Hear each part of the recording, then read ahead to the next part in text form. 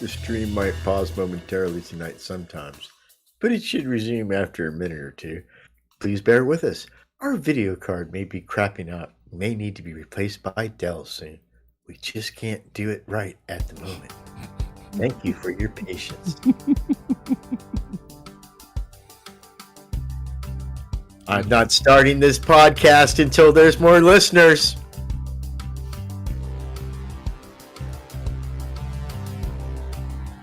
You just dare me not to start this podcast.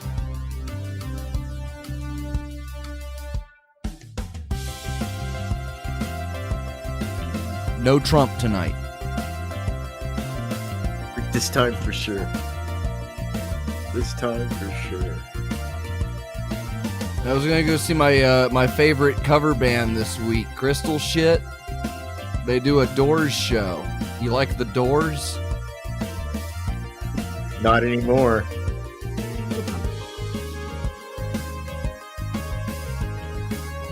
I used to like until about 2 weeks ago.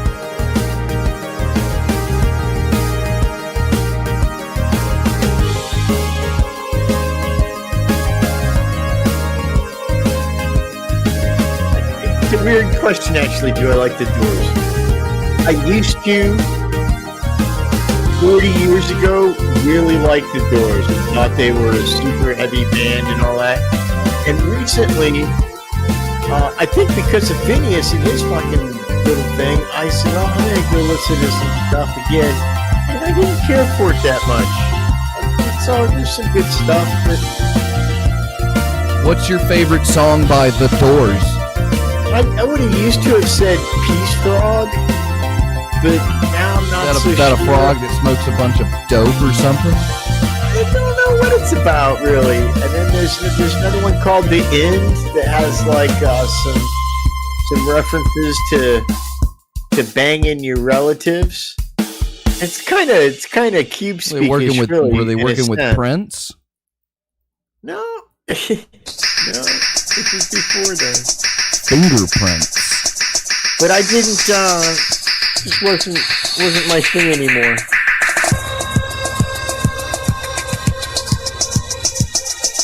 It is 3 minutes until time for the show. It used to be, if you wanted to prove that you were a super cool dude, you would tell chicks that you had read Jim Morrison's book of poetry, because you were beyond the Doors.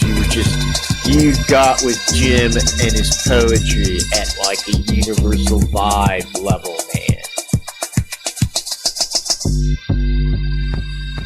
That was a trick boomers used to use. To get laid. Yep. What's up, baby? Do you like the Doors?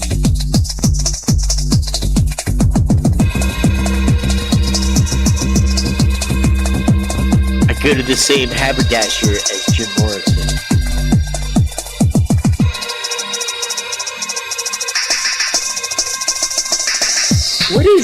What is a haber, and why does it need dashing so much? Oh, don't spoil the letter to the show. Actually, no, there's a different letter.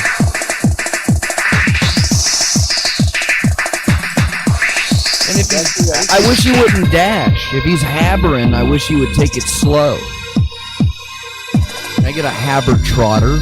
I'm gonna go to the haberdodler from now on. The Super Happler Doppler Radar 9000. Haberdoppler. Can you say Haberdoppler? When the 9000s wear out, you notice they'll go to version 3.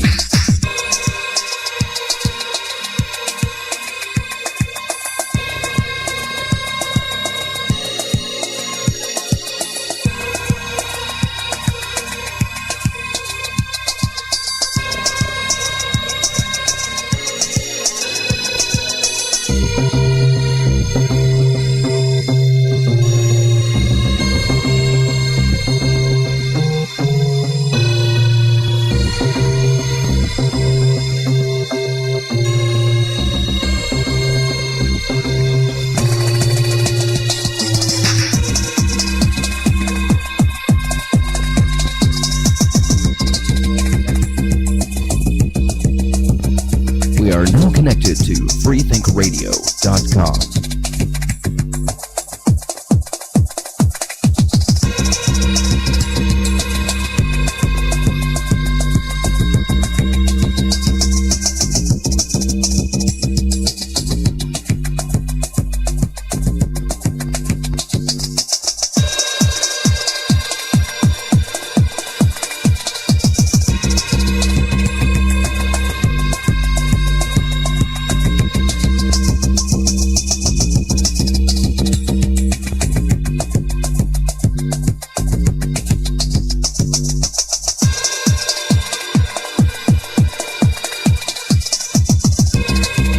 What I got? A note.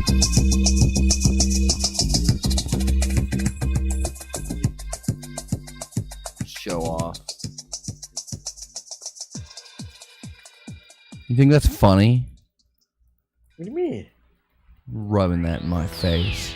You got one too, probably. Probably. You're just assuming my privilege here? It's each one of our own individual journeys, man.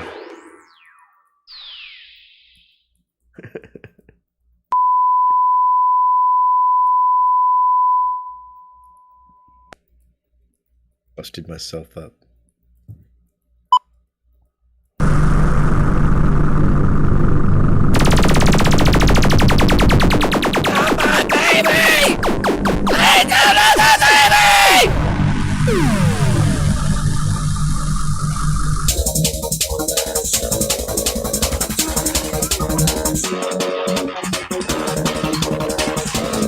Arnold Schwarzenegger pays somebody to stretch his son. Like his son goes to stretching classes or has this professional stretcher come over to the house maybe and stretch him out 3 times a week. But do you think that there's a benefit to that? You say, I contemplate stretching a lot more now, and maybe that I should incorporate stretching into my pattern. I think about it way more than I've ever thought about it in the past. Like the last 56 years thinking about stretching, zero. Last like 2 weeks, all I can think about is stretching. Just this, even this bit. Yep, stretching it out. Even stretch this bit. I could. But let's go on with the show. Let's do the show.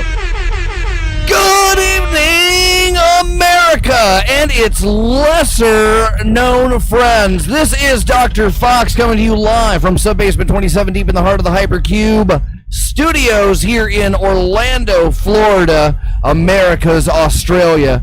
And it's a brand new episode of Time for the Show. Yeah. So yeah, you can already tell things are getting changed around. There's some changes being made, son.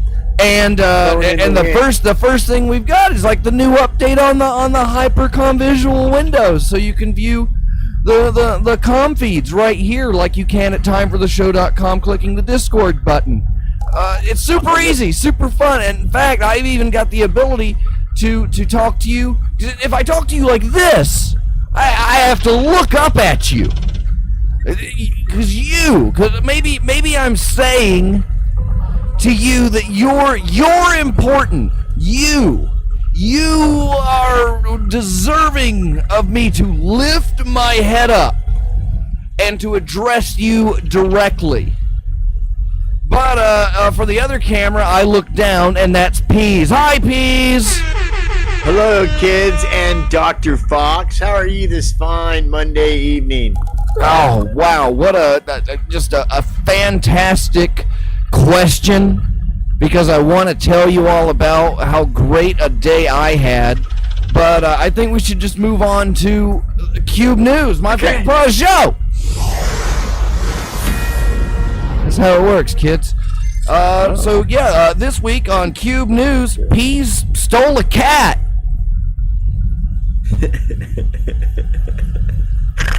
So that's what you were telling me about before the show. I was telling you about it. I'm not sure that. So you found somebody else's cat and you took it. I liberated. You said at one point that this, to me, that the cat had like a mark around its neck where it would like have a collar. Yeah. And you say it lays down on your lap and you pet it. Yeah. And you feed it sandwiches. You feed it whole sandwiches, Reubens. No, I take the bread out. I just give them the meats. Cats, when they're asking, do you give them the Russian dressing? Interested in meat? No, they don't like it. So you stole this cat and brought it home, and now you're upset about the cat. I'm not upset. He's just not. He's not as friendly with my other cat. That I guess technically, if you're gonna say I stole this one, I guess I stole that one. And he's not friendly with any of you. No, he loves us. He thinks we're great, but I think he just wants us all to himself. He wants the other cat gone. And that cat's already been there. Yeah, and you stole that cat too, right? Well, no, I don't know if that's true, but it's wound up in my possession. The kind of way, yeah. Well, it wound up in your possession, kind of like this other cat. So you have one kitty cat that you've already stolen. What was the community's cat? That was the people's cat. Right? It was out on the streets. It was a street. Do you know how you can go? Do you know how you can go to a park and you can take as many ducks as you want? Like, I mean, it's kind of typical. It's the same kind of thing with cats, dude. Just scoop them. If you can catch them, you can catch them. I know a guy that brought 2 cats home from rest areas, and he has the scars to prove it. You know what? That's one of the most common areas where pets get away. A rest area? Yeah. Well, they didn't seem to really want to go with him. And they didn't seem to like living with him. Philo Drummond lost his cat traveling cross country, although I don't believe it was at a rest area. I hope it wasn't like in that vacation movie. No, where he tied his cat's leash to the rear bumper. They drove on because they were relocating, and they were almost at their destination when because they put posters up. They stayed a couple days, as many days as they could, looking for the cat. Been a family member for more than a decade.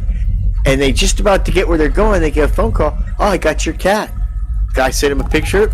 They turned around, hightailed it back, and got that cat. And then they went back to start their new lives in a state I'm not going to name because. But yeah, they don't have a cat anymore. They don't have their cat. No, they do. They got it back. They got their cat. So they lost their cat and got it back. Sure, but it was Philo Drummond Overman.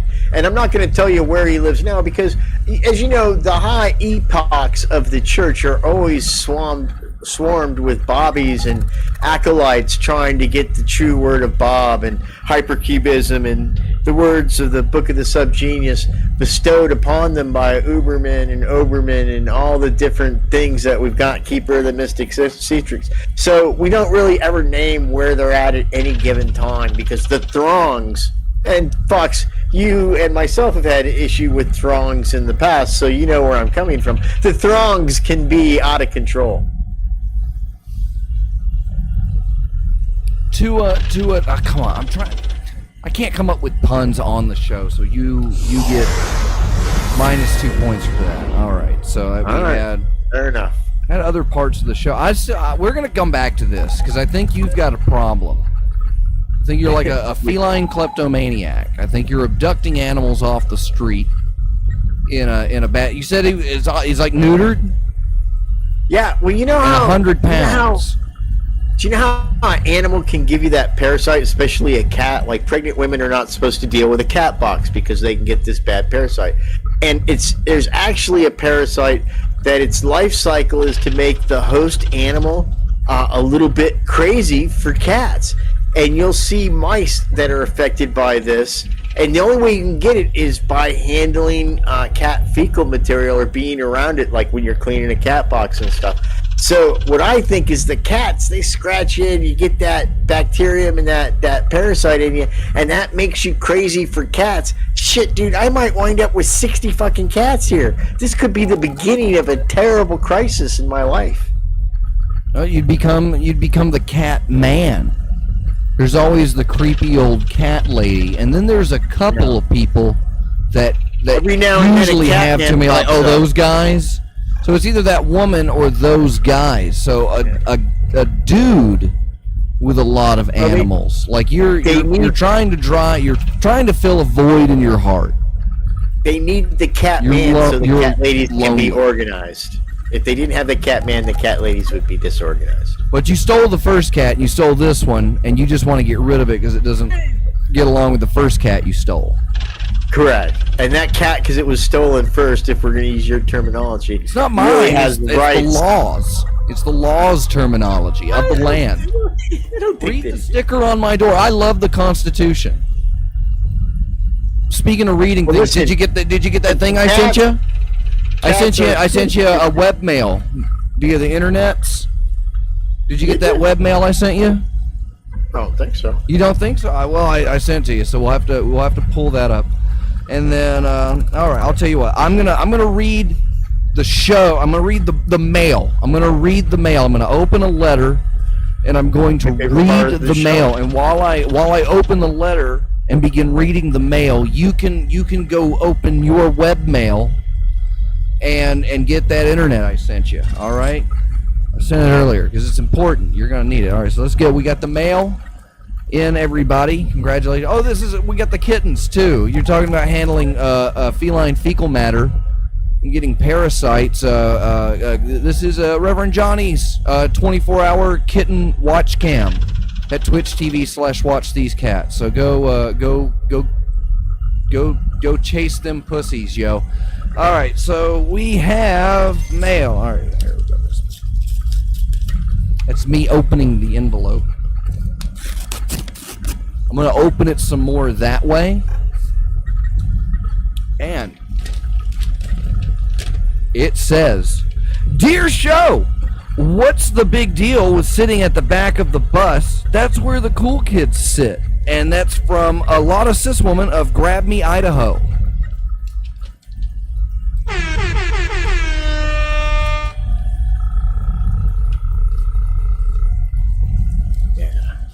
I'm putting the mail back now. Here, I can do that on the camera. You see? Bring it back. It's real mail. So people, for you scoffers, scofflaws, and ne'er-do-wells who think that we make this up and it's not real mail, you hear that? Behold, that's where I keep the mail. That's where he keeps it. He can see it. It's a true fact. So, Pease, why did you tell people to move to the back of the bus? Well, I don't tell people that. Well, why did you? I would never take the bus. I don't care where you sit on it. Are you above that? Are you above public transportation? No, I've done my bus times. It's a service. You've done it. When did you do it? Back when they were telling people to sit, on top of the bus? Probably. I have been taking city buses all across states and all that stuff since I was in the second grade. So through major metropolitan areas up until the last place I lived where you could still depend on the bus system was in San Diego, which really had a good one. And I used that till I was big rep for the San Diego bus system. They have a trolley system. San Diego actually has a very progressive system that connects different cities to the county and stuff. And you can, if you've got time, absolutely not. Or at that time, if you've got time, then you can get anywhere in San Diego County on their bus system. If you've got time, you can get anywhere on the bus system. That's progress for you. What were we talking about? So yeah, why? Yeah. Well, did you? Where did you sit on the bus? Front or the back? I like to sit with the driver's area on you those talk to him a sideways lot? seats. In the old days, they had like sideways seats by the driver and stuff, and I kind of like that. No, I don't talk to the driver, of course not. No, wouldn't ask him how his day was. What did See, a lot of the troublemakers go right to the back of the bus, and me, when I get off the bus, I want to. Bus is stopped. I want to pop up. Boom! I'm off the bus, man. Like when I pull the thing and the bus is pulling over, I go to look. Is there people going to get on? Can I go out the front? If there's too many, I'll start walking to that middle door because I'm gonna pop off that bus. Man, he's boom, hit the ground rolling, so that guy can take the fuck off if he wants. Because he's a working man, that bus driver. I don't talk to him, of course not. So you were executing your white privilege in sitting next to the driver. Well, if the seat's empty, If it's empty, somebody's got to use it. Did anyone ever make you get up? Some big pregnant woman come in and go, "Hey, fucko." Oh, Slide over. The special seat. See, now here's the thing: the special seat for the pregnant woman is the first seat that's like a normal seat. Those are the real handicap seats. Now, if you got a wheelchair, they got a whole thing that flips up. So don't even go there. I'm in a legitimate. And here's the thing: I have a handicap bus pass, so I can sit wherever the fuck I want. You have that now, or you had that then? I have. If I was to go get a bus pass right now, that's the one I would get. Well, you've got that now, so now you have a reserved seat. Earlier, you didn't. Yeah. You didn't have one then. Because I would sit anywhere. Did you ride the bus to school? I was a man of the people, Fox. I would sit wherever I wanted, not just a handicap spot. I would mingle with the other non-handicapped people. It's a problematic piece. Well, I think it was you good for 'em. You do love problems. I do. I used all mine up. You too, huh?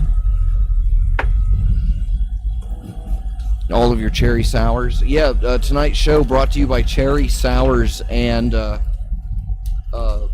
rainbow corn syrup cream-filled goodies. Eating on the microphone. It's my favorite part of the show.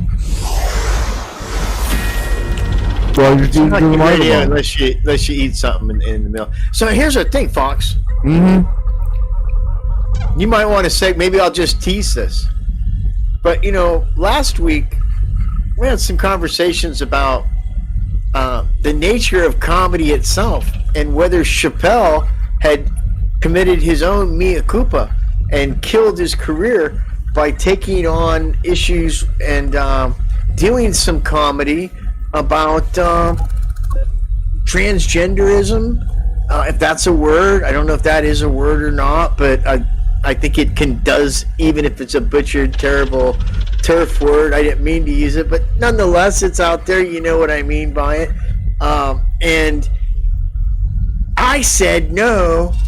People that who were saying that it was a bad thing hadn't watched it, because it was, if nothing else, a very poignant statement about society and how people are represented.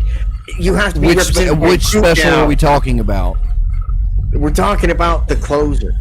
The most recent one.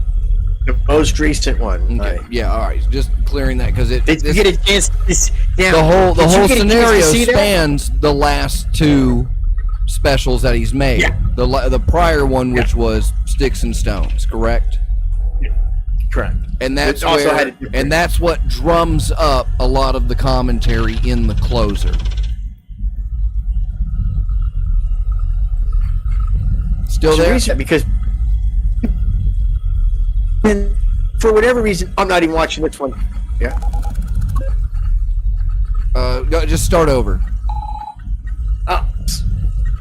Well, I'm curious now, because we said that you were going to watch it, and then we were going to discuss it, and I'm wondering if you had watched it. I did. And then maybe we would discuss it, because I thought it was a work of art.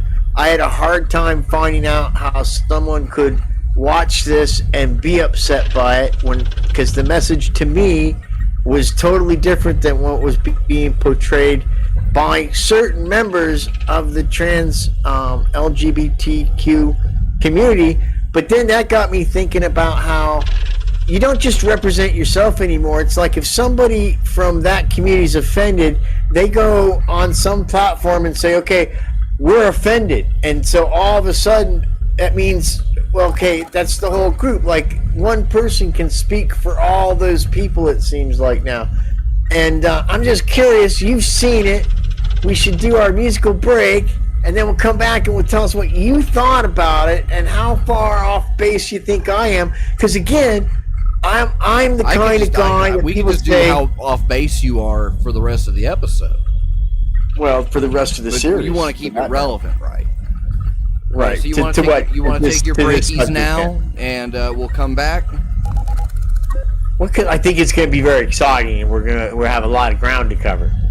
All right, kids, you heard Pease. He's driving the show. We'll just let him do it. All right. See you in a minute. But you said that we were going to... We had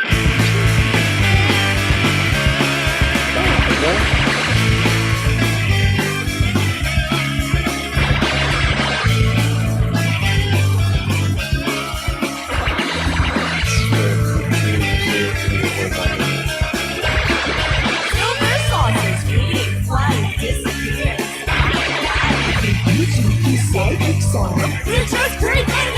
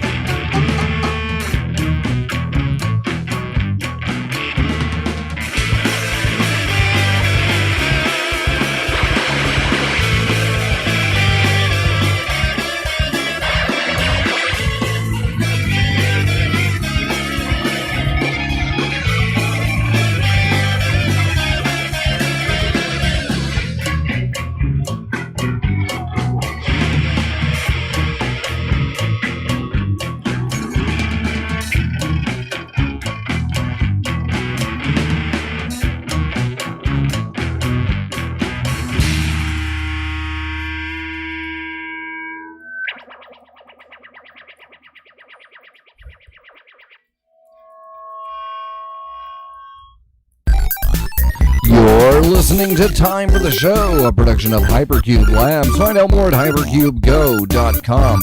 This show is brought to you by packslack.com, home of Triology soaps. Do yourself a favor and buy your ass some fine Triology soaps to get clean at packslack.com. And every week, buy our good brony Patreon super pepperonis like Subject Heat Change and Agnes Beef and Robert South and Michael Marcus and Reverend Loch Ness and Dr. Trench and Agent Lloyd and Negative at Night and Long Dead and Scalpod and Hazel the Windmills. You know, she does the music for the intros. And Reverend Count Sloth and Calder 23 and Reverend 80 and I'm a Sub-Genius and Dr. Cosmac and Apostle Exponord. If you want to be one of these spiffy doodle hay-haws, then take your butt on over to patreon.com/hypercube and become one with the Showciety. We now return you to Time for the Show, already in progress. Alright, it's just me now. Just me. I was able to read the chat. Here, I'll bring Pease. You want to come back, Pease? Are you ready? I can bring you back now. Watch this. Clunk! There he is. Look, everybody, it's Pease. I brought him back. Gloria Miller in the chat says, you can get just as drunk on water as you can on land. That's by Pat Buttram, Mr. Haney from the American comedy Green Acres. That's not really true. All right, so what is true is that I did watch the Chappelle special. Now, Pease asked me several times over the last week if I'm going to watch it, and I told him that I felt bad that I would be appropriating his audience. I thought it would be a racist move on my part to enjoy that. But what I've come to learn from the special is that Dave Chappelle stole my bit. He totally ripped me off. But as the big guy, I gotta let him have it. I gotta let him have it. So congratulations, David Chappelle. You've made it in comedy. So where do you want to start, Pease? Because I'm gonna come back to that. That's what I'm gonna close with. Here are my notes. Pease stole a cat. Dave Chappelle closer. And let me see. Last week we had this, and that's this. So I had a couple of notes on here. Okay, so yeah, we had from NPR. Too often in the closer, it just sounds like Chappelle is using white privilege to excuse his own homophobia and transphobia. And Chappelle makes quotes in the comedy stand-up special, The Closer. They explain. He goes on further to explain how Chappelle has white privilege. Gay people are minorities until they need to be white again. Correct. But part of his whole premise of that is a lot of Chappelle's fans are guys my age that happen to be white. When he came up, when he was coming up, a lot of his his audience was white. Matter of fact, a white person laughing too hard is really, and Dave talks about this in his specials, is one of the things that made him walk away from his Comedy Central thing, because there's a fine line between being laughed at and being laughed with, and making people laugh. And Dave decided he didn't like that. So I know that my opinion, as one of them white guy, longtime Dave Chappelle fans, probably doesn't mean anything to anyone. Nope. But that's what they mean. That's what this guy meant. He kind of explained it. His white privilege, because he has all of these people, such as myself, go, well, you didn't understand Dave's act, and Dave's a genius, and Dave really did what they're doing and did it in a way to show them that that's what they're doing, and it's all lost on him. And I agree with the assessment that Dave did a brilliant bit. There's some built-in pieces to it, and everything that the community has accused Dave of doing, they themselves have done in their criticism of Dave's piece of art that he's presented to us, regardless of. Well, yeah, and I believe that's polarized by the writer of the article himself, because there's a highlight at the end where it's talking about Dave getting into an argument with a heckler. Are you familiar with the NPR article we're talking about? It sounds like you are. Yeah, I've read it. I have. So there's a bit near the end where it's Dave chose to get into it with a heckler or something like that, and the writer, I'm not going to say the reporter, but the writer says, I'd probably call the cops, which I think is a fantastic line. And it's like, if I was in Dave Chappelle's position and some motherfucker was giving me shit from the audience and it was going back and forth, I'd just call the police. And that's the difference between you and Dave Chappelle. Right, but the irony is early in the article when the guy talks about Dave Chappelle's using his white privilege, and Dave Chappelle saying gay people are a minority until they need to be white again. Until they need to be white. At the very end of the article, he proves Dave's statement by, I would have called the cops, because that's a very white person, response to do. Fucking thing to do to someone using words at you. Because that's all heckling is. And he brings that up in this special. It's just words. Is that, if it was two black guys, like, neither of them are gonna call the police because they're gonna come and fuck them both up. I forget exactly. I just watched it today. Yeah, come and kill us both. That's that bit in a nutshell. No snitching. There was I wish I had it saved for the still store, but there was a tweet last week, and it was one of those rainbow themed. Man, where did I see that? I can look it up on the next break. But it said, in this neighborhood, we do not call the cops. We do not use Ring doorbells. And I was like, that sounds like a great neighborhood to rob. Yeah, I want to go there. It just sounds like a great place. And it was, I forget where it was coming, because they were being gentrified. And so, the white kids were moving in and bringing their drones. You made a point, and I think it's important in contents of, which special were we talking about? Because you referenced Sticks and Stones, and in Sticks and Stones, he did a lot of different material. Probably more Dave Chappelle, like not as loaded with a social message as this one was, but I just want to draw to the fact that Dave starts this whole bit with talking about people are complaining that Sticks and Stones was Dave punching down on the LGBTQ community. Okay, that was Dave punching down on that community because that's not the type of humor we like anymore. We like jokes about dyeing your hair purple and having a mishap. We like jokes about how our bus pass was rejected, but a nice stranger gave us a 3-hour pass and we were fine. Those are the kind of jokes we want Dave to do. Dave didn't do that, and so there was a lot of complaints about that he's punching down. So his whole bit, he starts out with this, is he talks about punching down and him kind of not understanding what that means. And then he goes into this long story about having a confrontational relationship that starts out being very confrontational with a trans woman who Dave befriends actually at the end of this whole thing because it was an educational moment. He learned something about people and whatnot, and to the point he made a friend. He made a friend.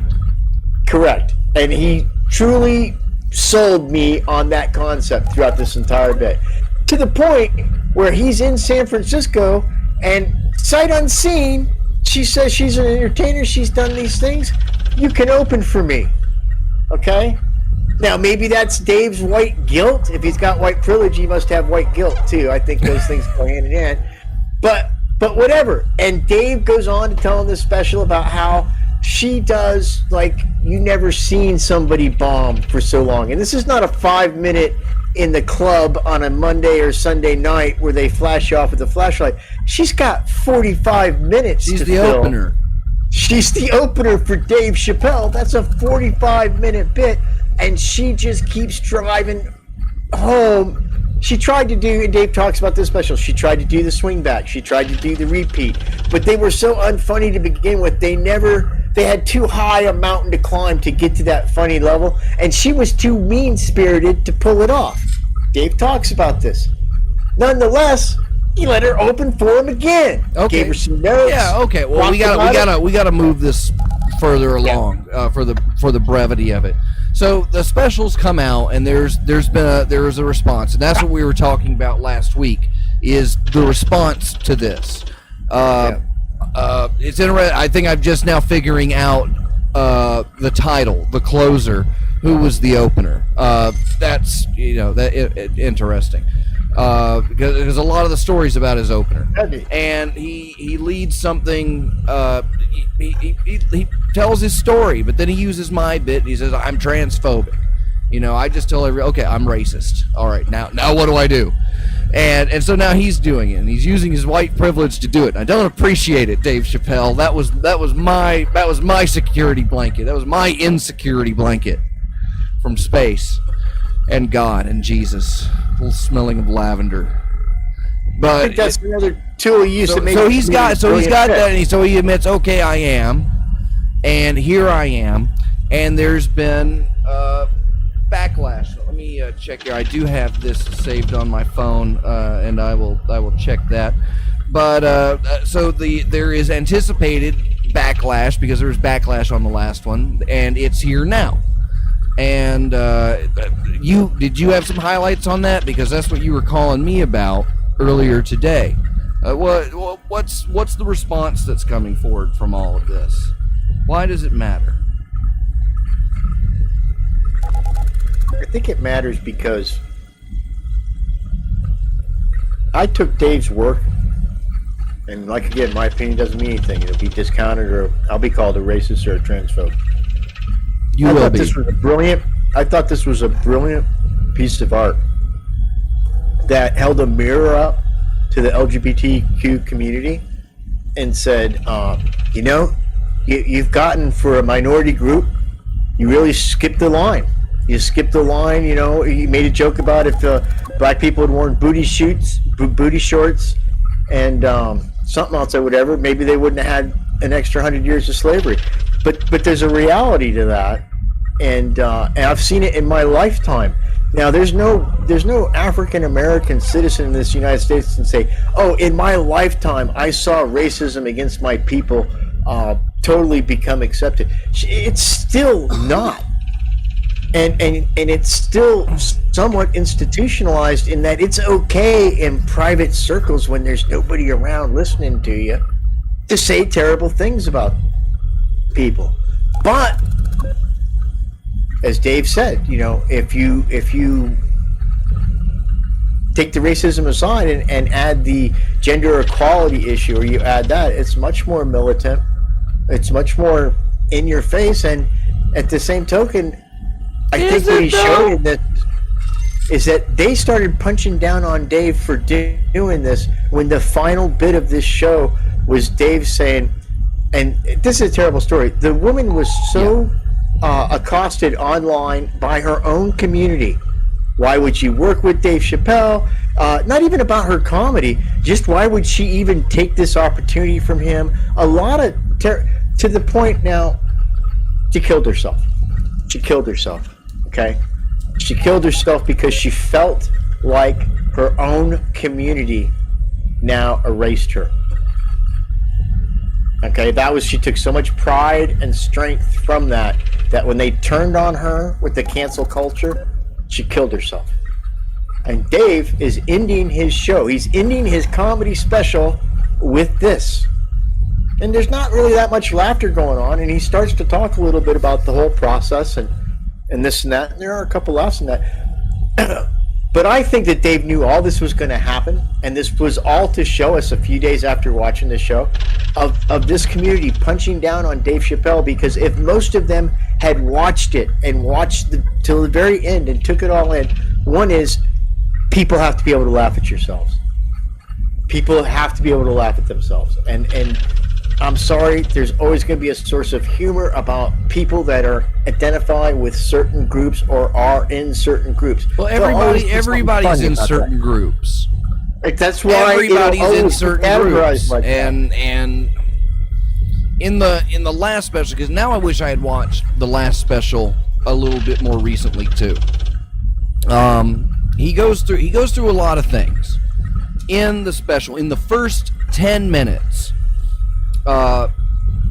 He does his bit about getting vaccinated, and he does the space Jews joke. He starts what will be, a running joke between there.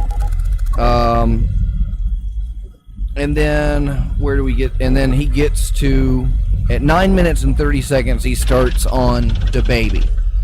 And that's where the rest of the show starts to carry before he gets to the bit about the opener. So at the beginning, he does his vaccination bit, and that gets a mixed response already. He gets booed by somebody in the audience. And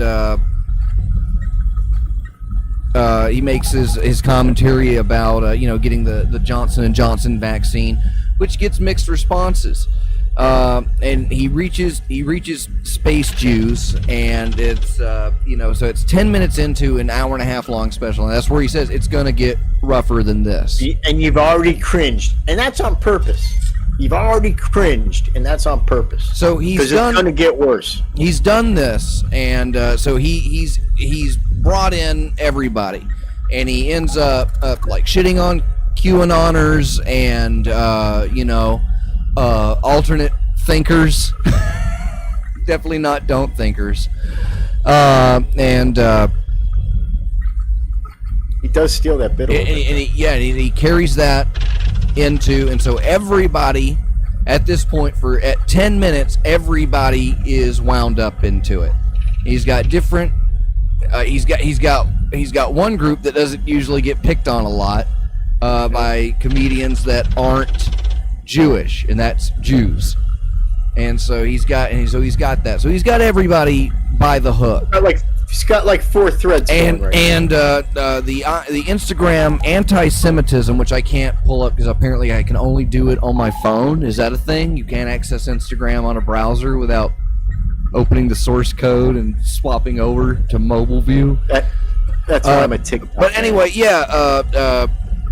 Space Jews listed for that bit. He's listed as an anti-Semite by an anti-Semitism Instagram, and that got over 2,700 little likes or whatever those are. The comparisons between the two groups. Are you seeing the Jewish Defense League coming out against Chappelle today? I mean, I'd have to look. I'd imagine not. That the Jewish community condemned him for it, but he is listed as he is now listed as an anti-Semite. So he is utilizing white privilege, and he is now being labeled an anti-Semite by some groups, not everybody, but some groups. And just like some groups, they're lumping him in. So he's got the QAnoners and everything like that. Oh my God, where was I going with this? So everybody's included. Everybody's included in the previous special. He does what he does, and it's there's a lot of observational humor, and he goes over it.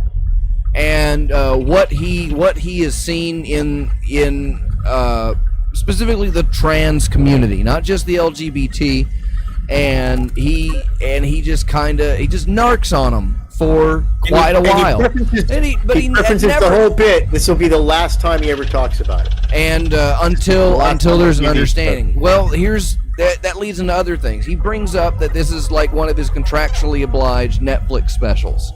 And I don't know how many specials he was signed to. I think it was like 7 or 11, something. I don't know.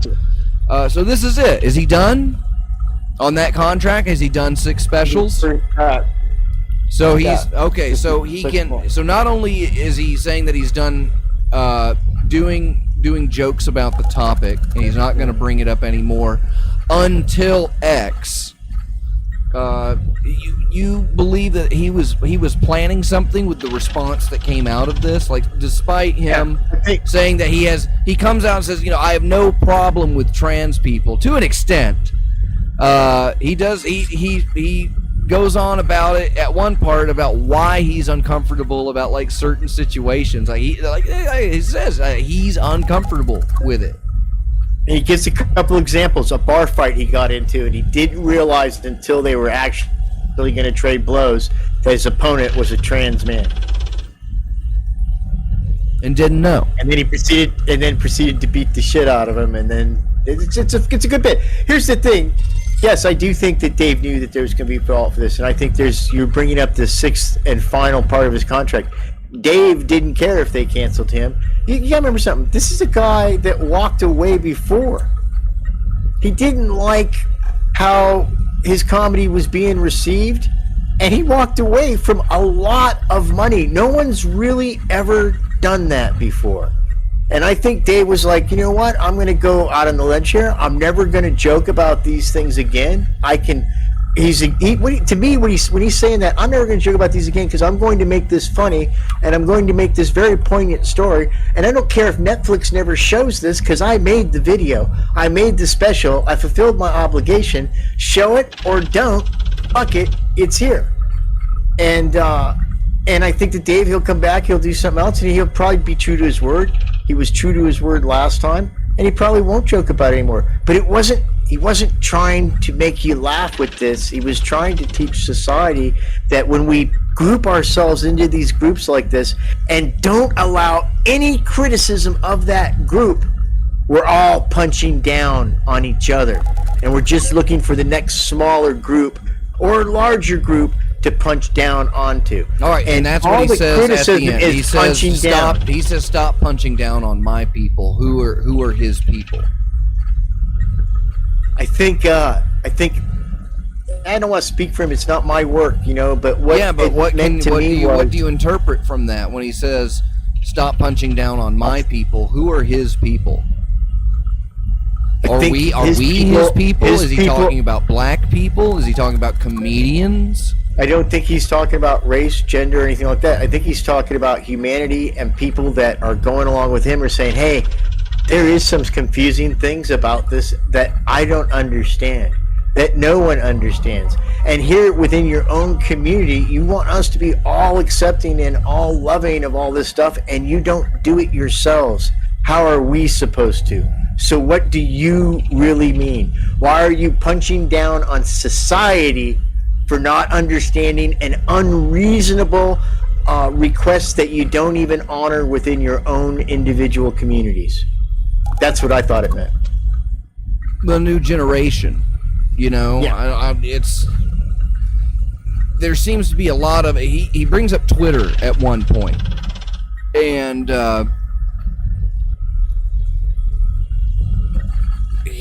everybody on Twitter, it wasn't just people in her community, a lot of people on Twitter harassed his opener into suicide, bullied her, and that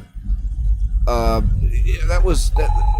True, but it was the it's not just criticism those from her people. own community And, that was that was the hardest. there were at times in his monologue where he's addressing the trans community specifically and these areas here and there, and then everybody else, and not a lot of where we are. So there is that group, and it's part of a generation. He gets into that with I like them old gays, the Stonewall gays, and those people, yeah, they let it pretty shitty. So it's and then he brings up gay people are a minority until they have to be white again, and that goes into the bullshit that I've been speaking about for a while, and it's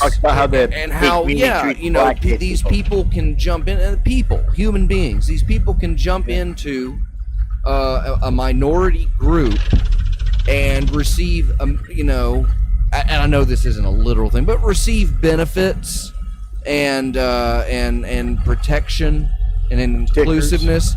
There's by being in this community, newsletter. You're in this community. Doesn't mean they all get along. Doesn't mean they're always going to get that. And sometimes it's not a good thing to do. And sometimes it's not a good thing to do. And when you're just jumping into where you have people that, lives are impacted because, the way that they are, the way that God made them, is they're different from everybody. They're ostracized for it, and they some of them look different, some of them act different. Would David been a better person? Would David been a better person to never give her that opportunity, much less let her do it a second time? Yeah. So what's he doing by putting her up? Is he just saying, well, look, I'm not transphobic. I had a transsexual comedian open for me. He did say that in the bit, and it's a cringeworthy line where he tries to say, "Oh, I get a pass because I do have a trans friend." There's a little bit in there that he does that. That's why I have to stay on. That's why I always have to text message Dr. I guess, and I'm not trying to speak for anybody but myself. I want to think that I'm an inclusive person, but I know that my inclusion and hey man, live your life how you want to is counter to a lot of the things that I grew up with. And I know that I didn't go to a college where, they had gender studies. And when I grew up, all this stuff was considered abnormal behavior, and it's all considered now normalized sexual behavior and gender identity.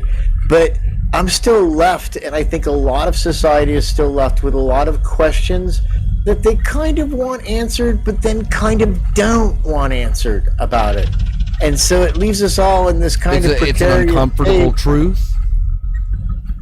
Well, why should the new younger generation? Yeah, well, why do they have to stick to any of that? I mean, if it makes you guys uncomfortable, I mean, you're the next. They don't. There's the next. I'm not saying they do, but I'm saying you can't be hostile at whole groups of people because they don't understand what, to their minds, are choices that you're making. I'm not saying that. I'm not saying you chose to be this way. I understand, through education, through my friends. This is a lifetime process too. I wasn't always, in this mind space. but that's not a choice. It's it's who you are as a person. And I get that, but it still leaves a lot of questions. Some that I really want to know the answers to, and I have people that I know that are trans that I've asked the questions to.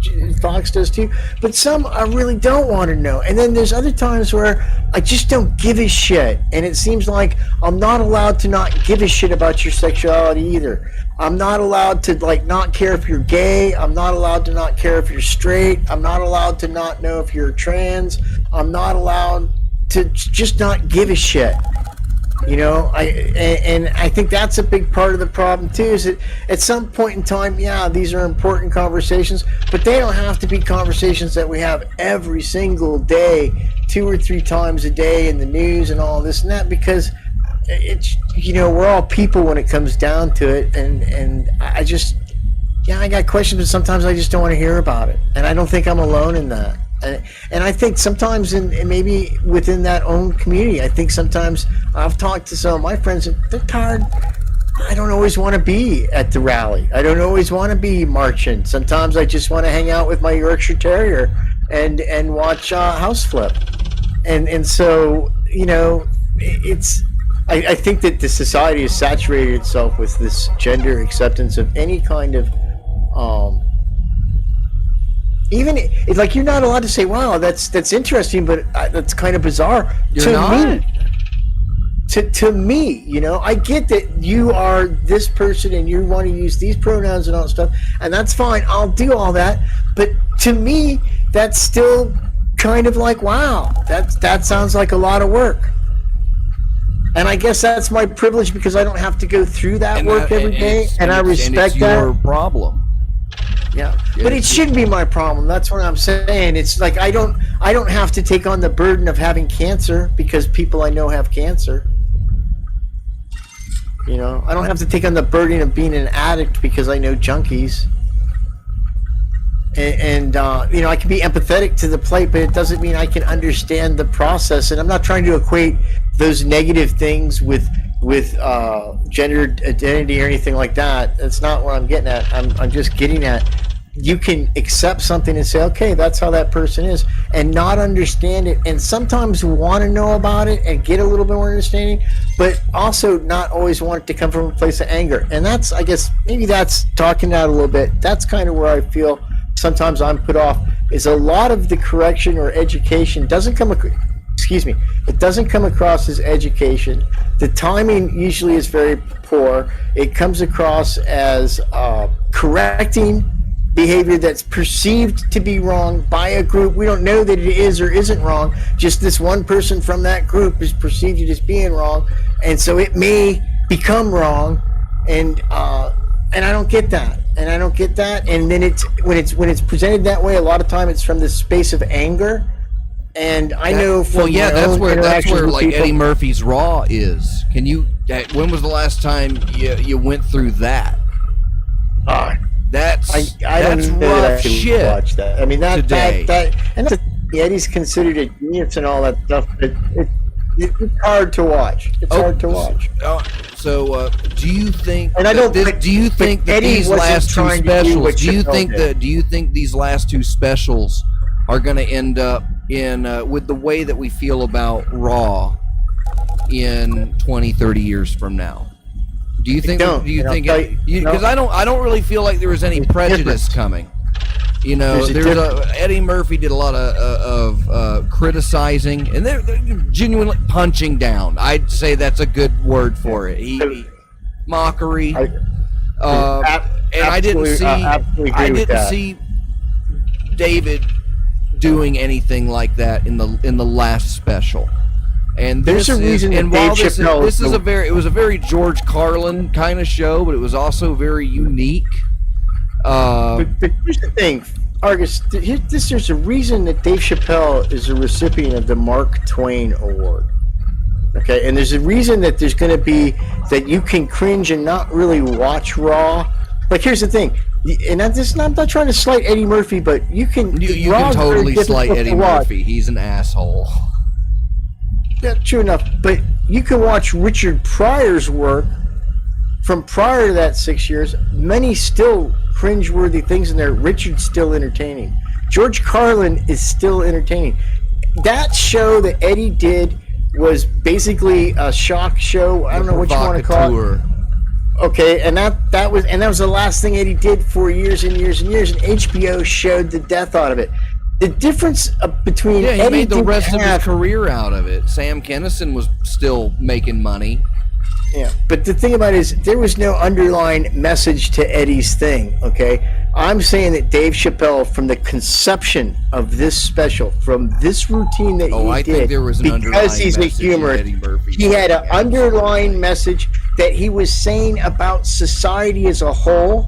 That's why I say that Dave Chappelle's work it was, it was a bit of art. He was addressing the situation, and he made a show out of it. And he told the stories, and he told the jokes about it. And that's what comedy, tool of society, and it's what comedy is for in a society. And we talk a lot about tell a joke, then be funny. Because when people talk about and we can't by take doing the joke, that, and summing up QAnoners, the Jews, vaccinations, and plenty of disparaging remarks about specific African American individuals, the entire homosexual spectrum, the homospectrum, we'll call it. well, and it's of the LGBTQ QAnon, and so everybody got jokes about them, and one Instagram that isn't even coming up my Google feed lists him as an anti-Semite. There's not a huge backlash from the Jews. There's not a big backlash from conservatives and QAnoners and conspiracy theorists. There's not a bunch of there is some backlash about his shit with the baby, and stuff like that. So he's got the movement that's at the heart. It's America's heart right now. And he's poking at it, and he's just showing everybody open wounds, like, hey, this is here. What are we gonna do about this?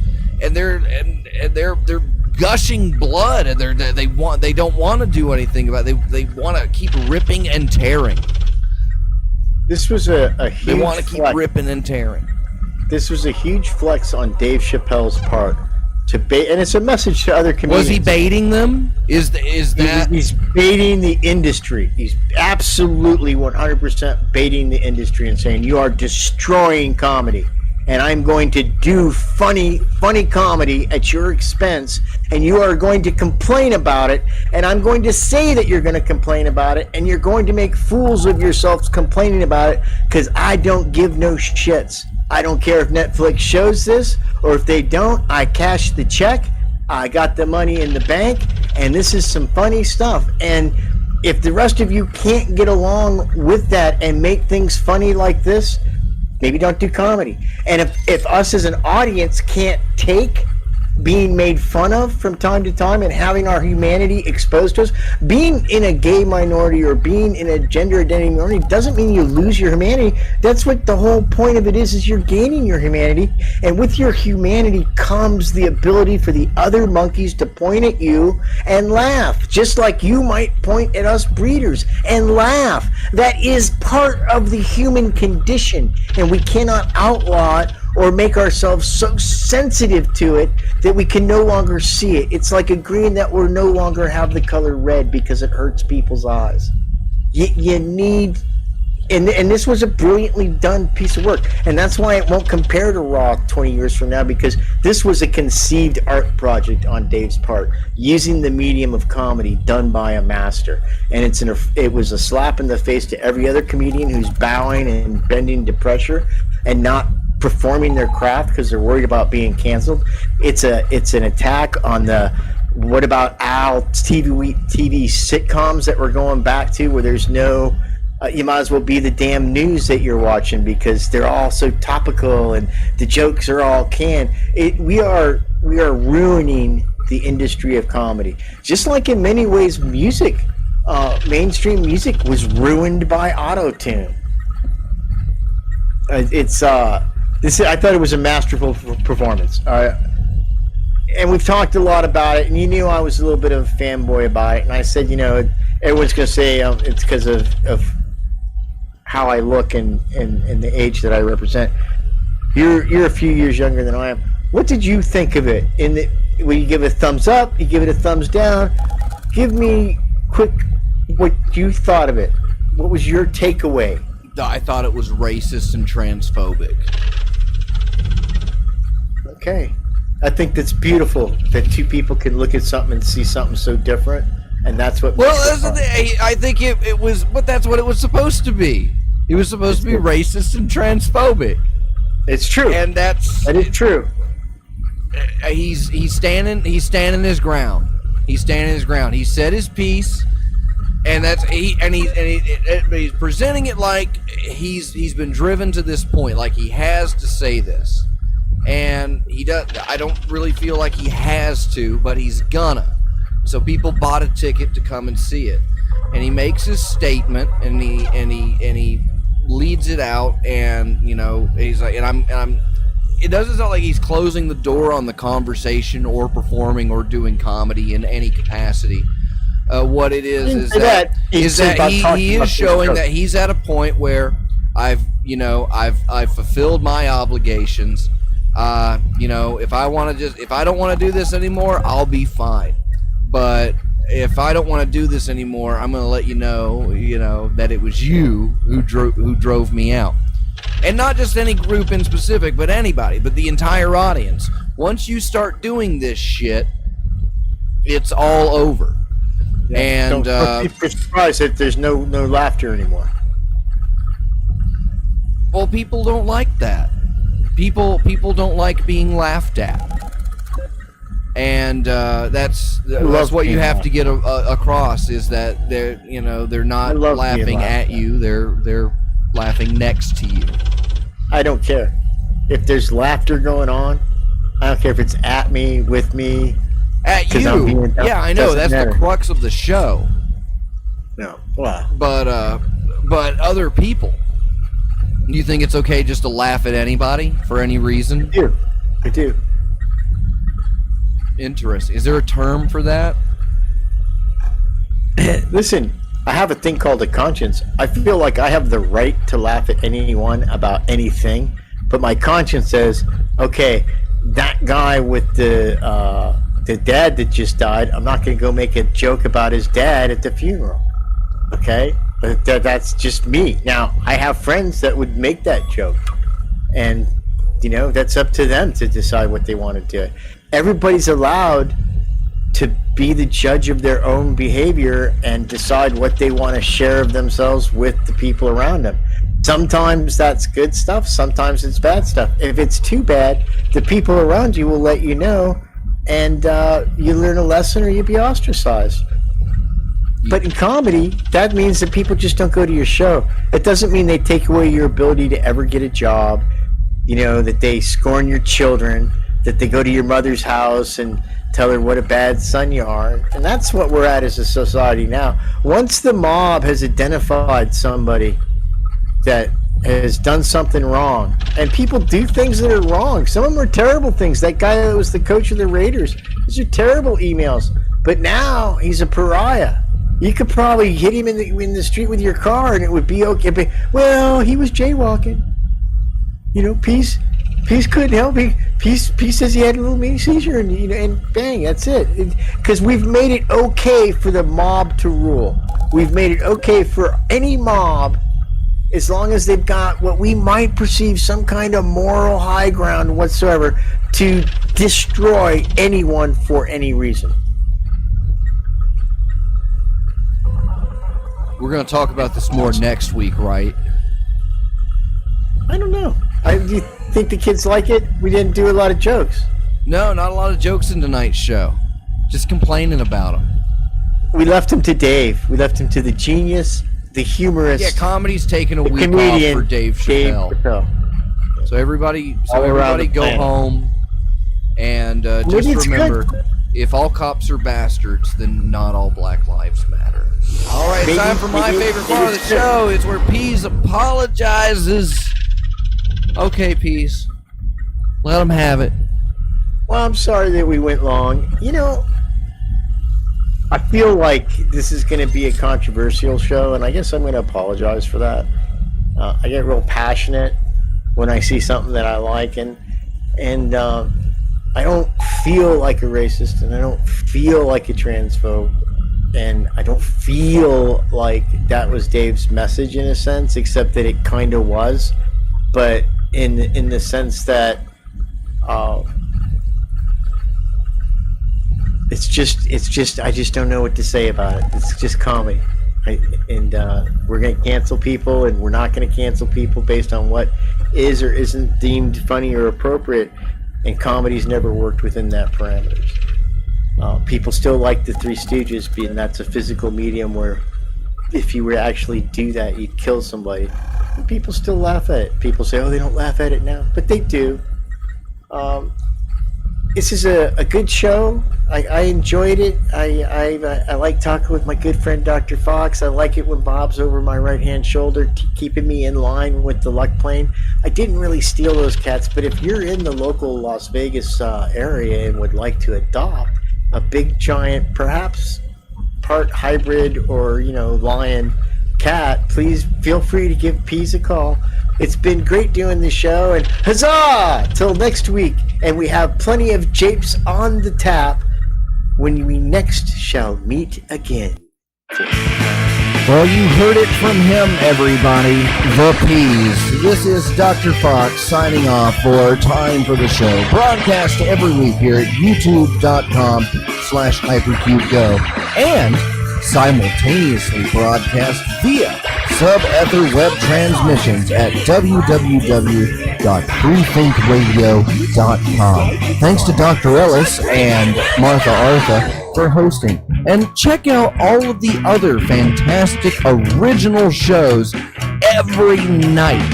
Like What the Fuck Did I Just Show, The Shit Show, The Short Bus, Negative at Night, Fergan Fridays, Elvis Martini's Saturday whatchamacallit, and help support independent farce by going to patreon.com/hypercube. We'll see you next week on Time for the Show.